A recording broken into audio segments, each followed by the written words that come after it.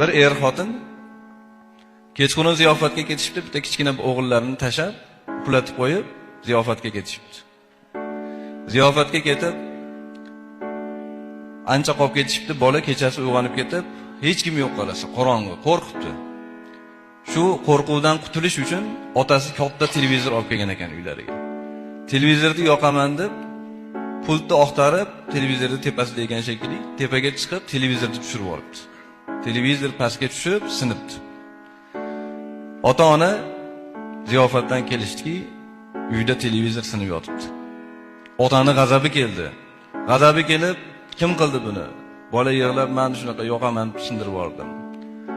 "Sen hali shunaqa qildingmi?" dedi-da, bolani urib, so'kib, qo'lini, ikkita qo'lini bir-biriga qilib, rezinka bilan bog'ladi mahkam va hammomga olib kirib, ertalabgacha chatda yotasan, seni jazoing shu dedi.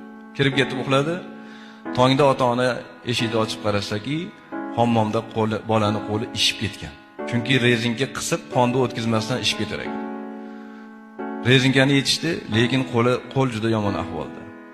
Ota-ona tezda uni shifoxonaga olib borishdi.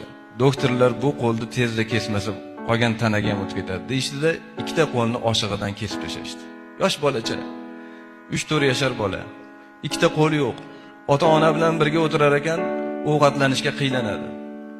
Shunda bola otaga aytardiki, "Otajon, doktorlarga ayting, ikkita qo'limni qaytib berishsin.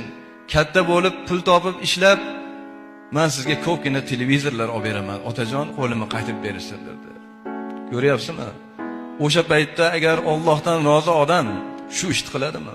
O'zini digari, orzular bilan shu farzandni ko'rgan. O'zini farzandini nima qildi? Bu nimadan kelib chiqadi? Allohdan rozi odam bir ish bo'ladigan bo'lsa tezda g'azabi kelmaydi. Telefoningiz sinib qoldi, bunga siqilmang. Yo'qolib qoldi, siqilmang. Bu matoh bilan hayotingiz hal bo'lib ketmaydi. Alloh yangisini beradi. Avtoulovingizni urdingiz, birov bilan tegizib oldingiz, tezda tushib yoqalashmang. Balki Allohning aytgani bo'ldi. O'zimiz sog' qoldik, birodar. Behikmat hech narsa bo'lmaydi.